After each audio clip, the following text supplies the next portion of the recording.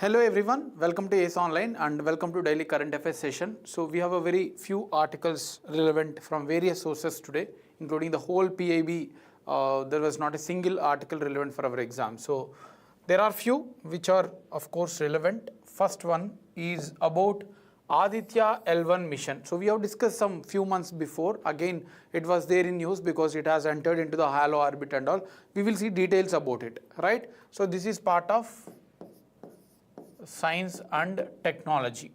Next one, Naegleria fowleri, right? So this is was causing deaths in Kerala. So there were 3 deaths till now caused in the last 1 month or 1.5 months. So this is also part of, you can say, science and technology. It is a amoeba. Next one, parliament security. There was an article related to the parliament security, who got this and what is the history and all. So we'll see this as well. So this is part of security issues, right? Security issues. Next one, about the Bretton Woods conference, a very popular one. This is of economics or economy, right?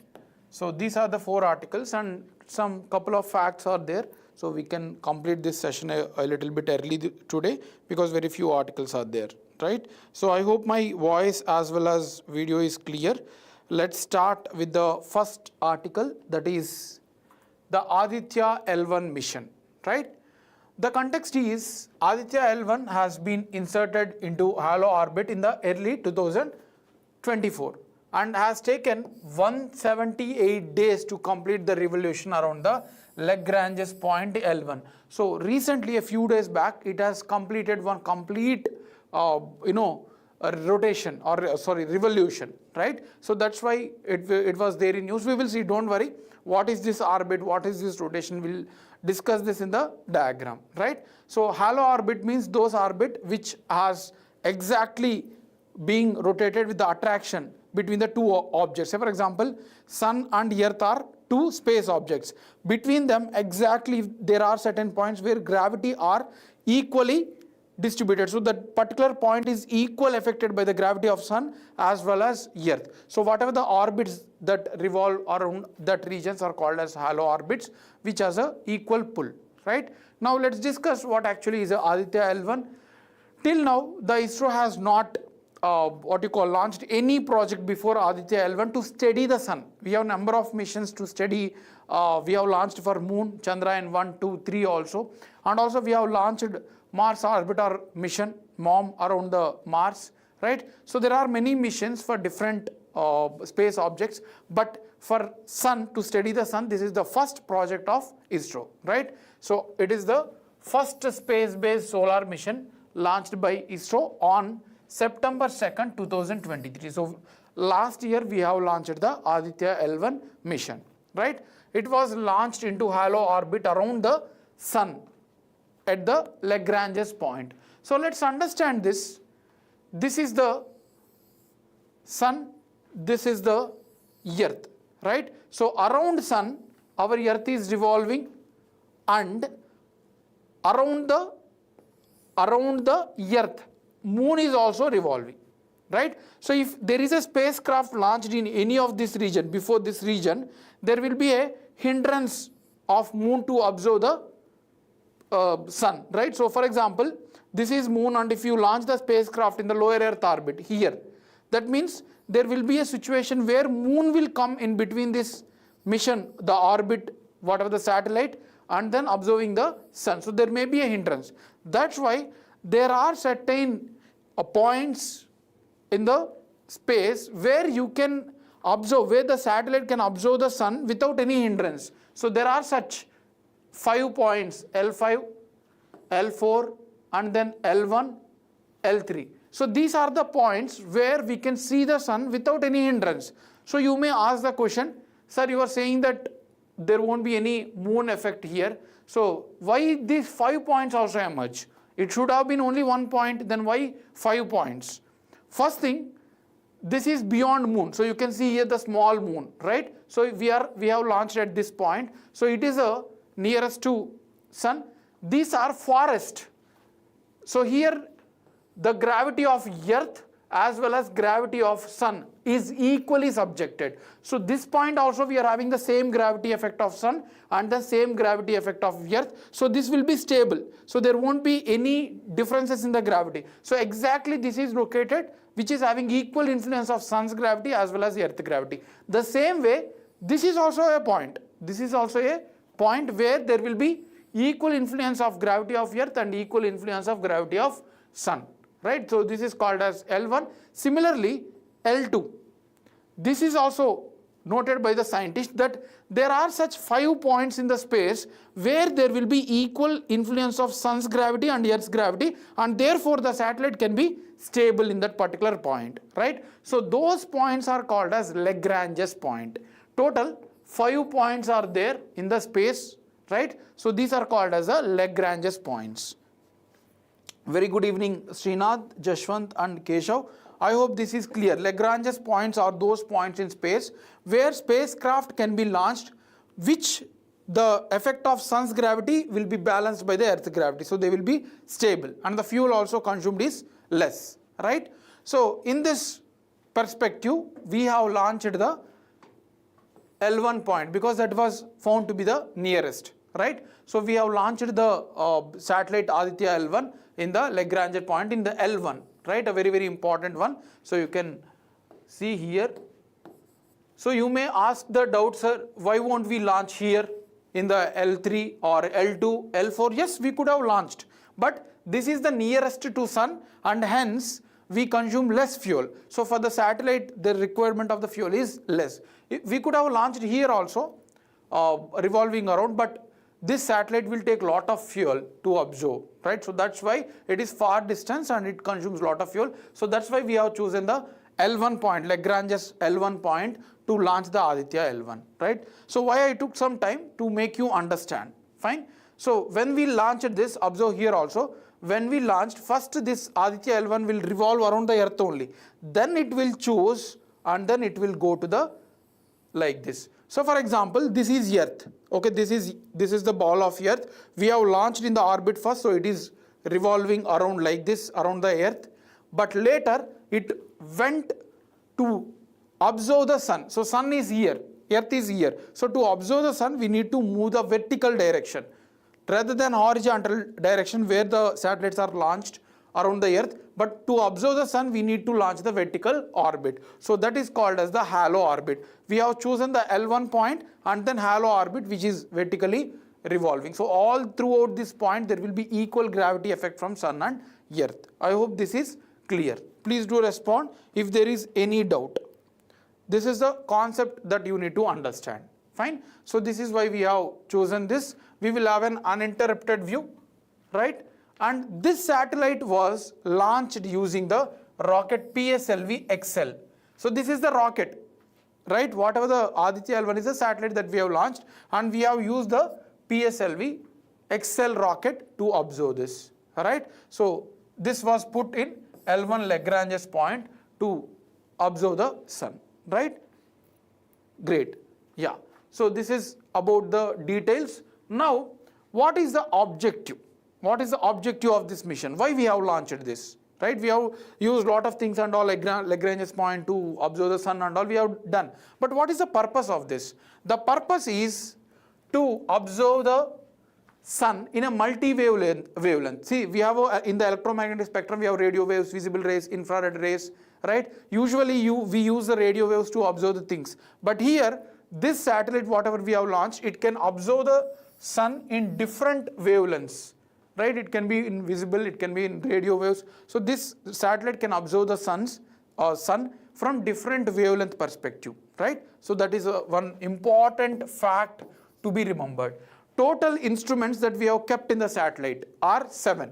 Payloads means those instruments which we have kept in the satellite. Total 7 payloads or 7 instruments we have kept in the satellite, right? So those were all observing different details. We have some telescopes, we have some thermometers to record the temperature. So total 7 instruments are there. The objective is to observe the sun's corona. Corona is the outermost layer of sun. Like how we have atmosphere, same way sun is having the outermost layer, that is corona, and then chromosphere a little bit inside, atmosphere, of sun, and then photosphere, solar flares, coral mass ejections, that means the heat coming out of the sun. So to observe all these things, we have planned the Aditya L1 and the instruments were kept inside it, right? So this is the objective of this Aditya L1 mission. Now about the Lagrange's point also we have already discussed. We have already discussed that there are total 5 Lagrange's points around between the earth and sun, where there will be equal gravity effect of earth and sun. We have already discussed, and now we have chosen L1, the L1 point, Lagrange's L1 point we have chosen. This is lies between earth and sun in such a way that even moon's revolution around the earth will not affect, because moon's revolution is like this in the distance only, but this was kept way back, way behind, right? So where even the moon, it can directly observe the sun, so no effect of moon is there in the Lagrange's point 1. Similarly, it is located with the distance of 1.5 million kilometers from earth. So that means 1 million, 10 lakhs you can multiply.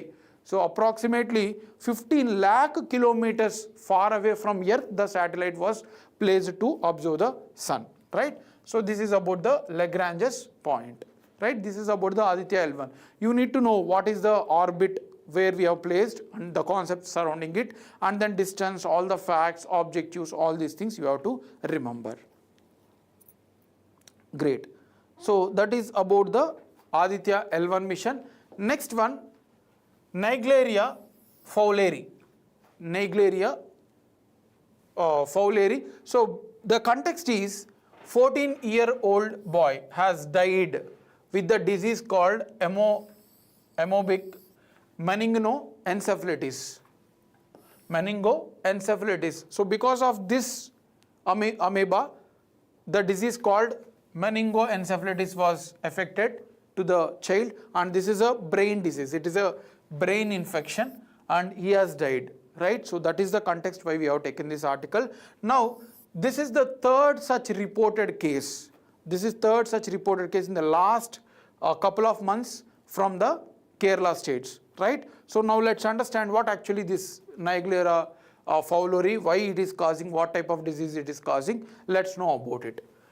Primary amoebic meningoencephalitis. So this is the disease which the Naegleria fowleri is causing. So you need to remember the disease name as well as the amoeba that is being causing this disease, right? So this is a brain infection we have already seen. This is a brain infection caused by Naegleria fowleri, which is amoeba, and this amoeba is a single cell organism. That means in our human body we have millions of cells, but in this amoeba we have only one single cell. This is a single cell organism. They may also ask you this in the exam, right? It lives in the warm, fresh water and soil around the world. It is not just about in India, but it lives around the world, in many parts of the world, right? Now, how it enters the body? It enters to the body through nose. Through nose it enters. So whenever the children go for swimming, we usually breathe, right? So lot of water through our nose as well. So this amoeba, Naegleria fowleri, enters through the nose and goes to the brain. It enters through the brain, and then those tissues will be damaged by this amoeba, right? And immediately there will be a brain death, and then it will lead to the death of the people. So very dangerous one. And as of now, we don't have any medication also. We don't have any vaccine. We don't have any medication. So if such amoeba enters into our body, then it is almost leads to the death, right? So as of now, we don't have any vaccine. We don't have any medication for it, right? So it was said that the child went to the swimming in the local river and it enters to the nose and damaged the brain tissues, leading to the death. Anyway, it won't enter from the drinking water. Whatever you are drinking through your mouth, it won't enter. Only through the nose it enters when you go for the swimming and other activities, right? So it is not a non-communicable. It is not a communicable disease. That means from one person to other person it cannot transmit. It is a non-communicable. That means from person to person it cannot enter. It is only enter from the water towards the person, into the person, right? And the symptoms are like headache, fever, nausea. So all these symptoms also emerge. So these are the common symptoms for other diseases also. But anyway, these are the same symptoms for this particular disease as well, right? then scientists have not been able to identify any effective treatment. So as of now, there is no treatment at all for this particular disease. So we are in a dangerous situation. So you have to identify and kill those amoeba, right? Or the swimmer should be very careful. They can close the nose, right? So this is about the Naegleria fowleri and the pan disease. Any doubts in this? Yes, Srinath, for the earlier one, yes, this is a sun synchronous orbit, the earlier one that we are discussing. So those are sun synchronous orbit. Next one about the parliament security. There was an article that some questions has been raised with the role of older security wing in the parliament in face of CISF takeover. Now the parliament is being guarded by CISF, Central Industrial Security Forces. But some questions has been raised about the already existing organization. Let's see what is the organization and what we are doing, right? About the parliament security, they may also ask you question which security forces are taking care, which one are taking care of earlier ones. So all those things they may ask you in the exam. The security of parliament complex, our parliament complex is managed by three forces, that is Delhi police and then paramilitary forces and the special department or special unit created particularly for parliament security, that is Parliament Security Services, PSS. So total three forces are guarding the parliament, that is Delhi police, then paramilitary forces. Paramilitary means CISF, what you call this is a situation earlier. Now it is completely under the CISF, but earlier there are many paramilitary forces like CRPF, Shastra Seema Bal, ITBP, many paramilitary forces are there. So these three were securing the parliament. Now it is completely under the hands of CISF.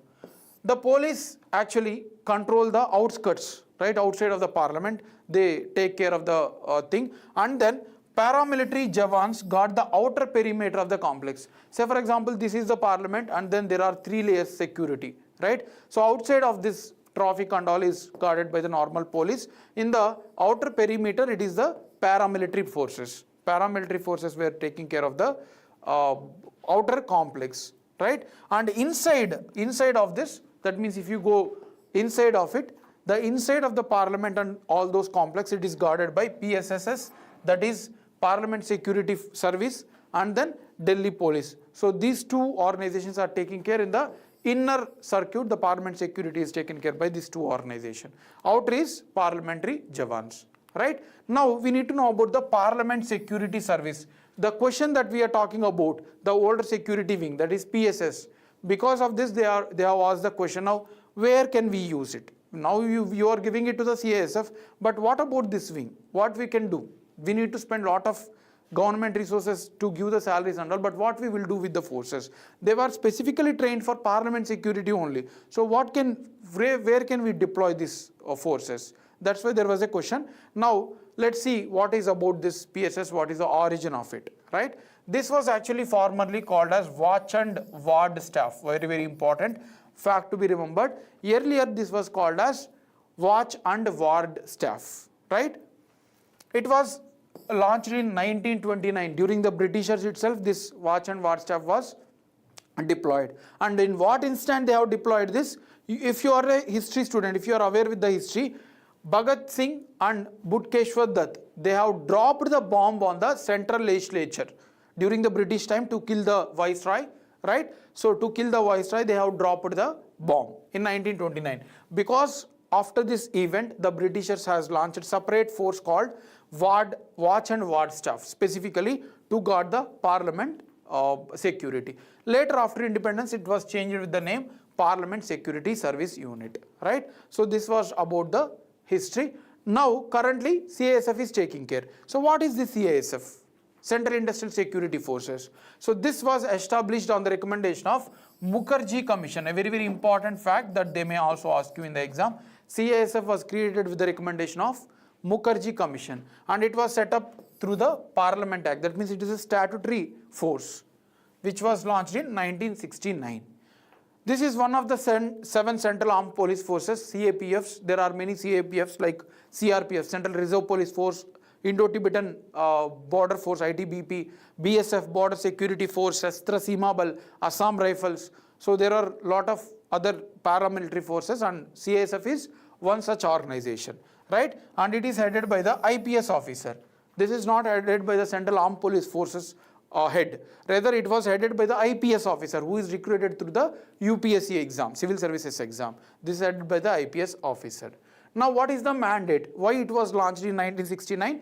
The mandate is to secure all the government industries like PSUs, public sector units, or government offices.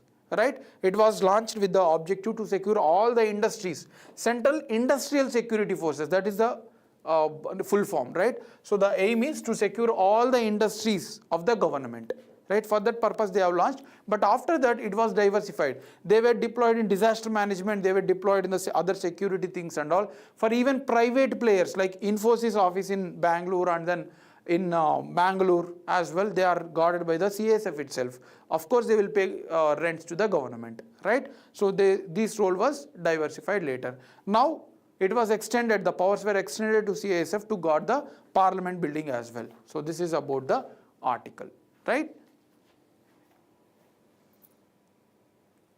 Jashwant, it is not a virus. Whatever we are talking about, it is an amoeba, right? So whatever Naegleri fowleri that we are talking about is this is a amoeba. Right, amoeba you might be aware, in childhood we learned. It is not a virus, it is not a bacteria, rather it is a amoeba, right? So remember that, that is a very important one. I hope this is clear. Now moving to the Bretton Woods Conference. Very good evening Malini, welcome to the session. So Bretton Woods Conference, this is the last article of today. So Bretton Woods Conference, there was an article in the Indian Express about 18th anniversary being celebrated at the Bretton Woods place, right, to recognize. Now let's understand what actually is a Bretton Woods Conference. You might be aware that World War II has ended in 1944. We have two world wars, in World War I from 1915 to 1921, and then we have World War II from 1939 to 1944. So during the World War II, there was a lot of destruction in the Europe around, like France, UK, and many of the Europe region. There was a complete destruction with the help of Axis powers. I mean, Germany, right, and then Italy. They together they have destroyed the most of the European continent. For that purpose, right, after the ending of the World War II, the main force at that time was USA. USA was not part of Europe, they were isolated, they are in the North America. So mostly USA was not affected. Hitler has attacked many of the Europe and he has occupied in the most parts of the Europe. Even UK, France was completely went in the hands of the Germany, right, during the Hitler. But once the Russians defeated the Hitler, then all the forces of Germany went back, right. But because of that, the North American continent, which was divided by the Atlantic Ocean, was relatively not affected. So USA now, even though they were part of the World War II, Japan has striken in the Pearl Harbor also, but they are relatively unaffected. They were now become, after 1944, they became the leaders because they are unaffected by war and they have the financial resources also. So they have come forwarded and asked all the countries to meet in the New Hampshire, which is in USA. Bretton Woods is a place and a small place, a town which within the New Hampshire state in the USA. So it has invited all the countries and they have proposed that we will settle or we will reorganize the world economy, right, because of the destruction and all. Now USA has a lot of financial resources, so we will give you the loans and all, right. So it has planned together to launch certain organization. The purpose was, this conference purpose was to sit and discuss about the economic situation of the world and establish certain organizations which will take care the economical order of the world, right. So that is the objective. So this Bretton Woods Conference, they sat and established two organizations. One is International Monetary Fund. Second one is International Bank for Reconstruction and Development. The reconstruction itself is guiding the actual objective. But later, this was named as World Bank. IMF and IBRD was later named as World Bank. Right now it is called as World Bank. So these two organizations were established through Bretton Woods Conference, a very important fact. Right? The aim is to promote free trade, to encourage the economic construction. All these things were the objectives to establish these organizations. So division, you can see here, about the World Bank and IMF difference. This one is IMF. The mandate is to promote the financial stability around the world. During economic crisis and all, IMF will come and give loans. Even in India, 1991 economic crisis, IMF has come forward and granted the loans and all, right? So this is the objective, to promote the financial stability. As of now, there are 190 countries, right?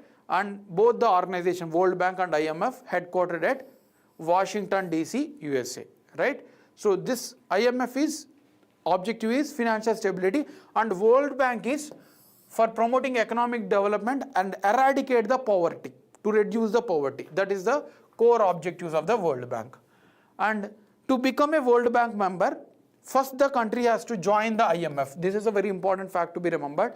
To join World Bank, the country has to first join the IMF. Then only they can become the World Bank, or part of World Bank, right? And India is part of both World Bank as well as IMF, right? So these are about the Bretton Woods Conference. Okay. Now we have factual pointers. First one, Supreme Court has said that constitutional right of speedy trial, that means right of speedy trial, okay, is a fundamental right under Article 21. So Supreme Court has said that right of free or speedy trial, that means whoever are in the trial in some crime and all, that should be speedy, that should happen in a fast manner. But do you think that Supreme Court itself is following that? If you file a case in Supreme Court, it is average taking around more than 1.5 years. So they are saying that right to speedy trial is a fundamental right under Article 21, but they themselves are delaying it, right? So yes, there is other views also that we cannot judge these cases or disputes in a quick manner, so justice will not be served. But anyway, they said that the right to speedy trial is a fundamental right under Article 21, and Article 21 talks about the right to life and personal liberty as part of the Part 3 of Indian Constitution. So Article 21, they may ask you in the exam, right to speedy trial is a fundamental right under which article? That is Article 21, right? So that is one important fact. Next one, there was a demand of restoring the education in the state list. In the 7th schedule of Indian Constitution, 7th schedule, there are 3 lists: state list, central list, those subjects, those elements which can governed by state exclusively. For example, agriculture is part of 7th, right? Central list, secure international borders, those are part of central list. And there is also concurrent list, right? So where both the state and as well as the central government can take care, right? This is education example. Education was earlier actually part of state list, but 42nd Constitutional Amendment Act, 44th Constitutional Amendment Act, 44th Constitutional Amendment Act has moved education from state list to concurrent list. So both now central government also got some power, right? Now there is a demand that education should be sent back to the state list, because there was a lot of NEET exams under paper leakage and all. So that's why the demand has been that the education should shift towards the state list itself. So state governments, they themselves are saying that we will take care, so give us the education as part of the state list itself. So that is the 2 facts, and there are no much facts for our exam point of view in the today's newspapers, right? So this is about session. Let's see some questions for practice.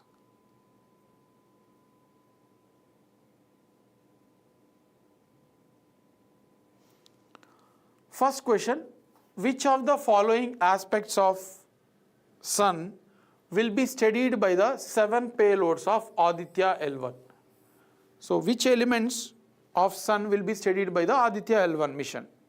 Sun's corona, Sun's chromosphere, Sun's photosphere, and solar flare or coronal mass ejections. Out of these 4, what will be studied by the Aditya L1? 1, 2, 3 only, 1 and 4 only, 2 and 3 only, 1, 2, 3, 4.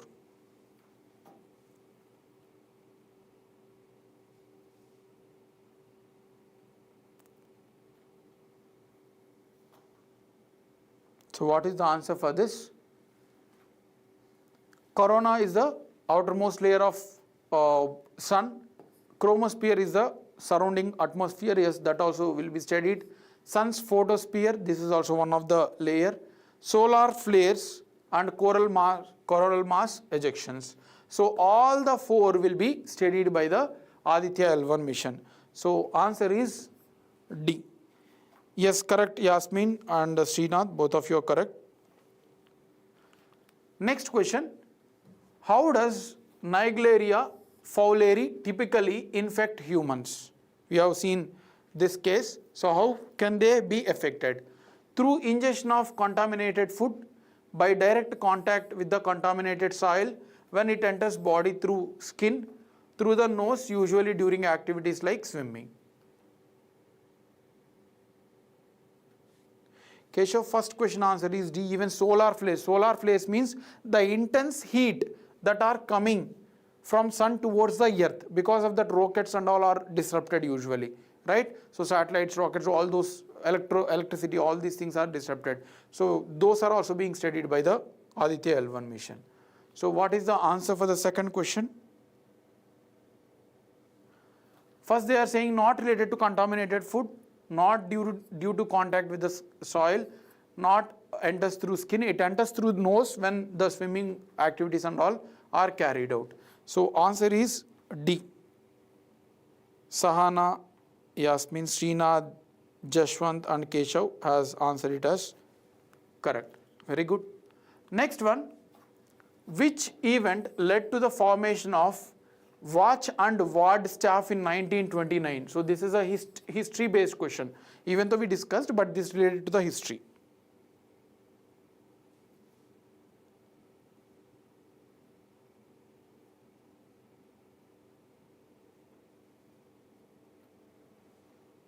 So what is the answer for this? A fire incident, bombing by Bhagat Singh and Budkeshwar Dutt, riot by protesters, theft in the parliament. So because of which event they have launched the ward staff? It is not related to theft of parliament or riots or fire incident. We have discussed this when they threw bomb to kill the viceroy. Because of that they have launched the watch and ward staff. So answer is B. Correct, Yasmin and Srinath. Next question. What was the main purpose of Bretton Woods Conference? Correct, Malini and Jashwant, both of you are correct. Keshav as well. For the fourth question, what was the main purpose of Bretton Woods Conference? To discuss the formation of United Nations, to negotiate post-war repatriation. Repatriation means sending the people back. To establish a new international monetary system, to address environmental issues. Yes, Nunsavat Hemla, you are correct. For previous question it is B. What is the answer for fourth? Bretton Woods Conference was called for which reason? It is not to establish United Nations. United Nations has been already established before that. Not negotiated related to the repatriations. Repatriation means sending the people back, right? And then to address environmental issues. Environmental issues are not at all a matter during those times, right? So it is to establish the monetary systems, new monetary systems after the World War II. So Yasmin and Keshav has answered it as correct. Last question for today. Under the current arrangement, who has the authority to enact laws related to education in India? Correct, Jashwant. For the past question, fourth question, it is C. So under the current arrangement, who is having the authority to enact laws related to the education? Only the central government, only the state governments, both central and state governments, local municipal bodies.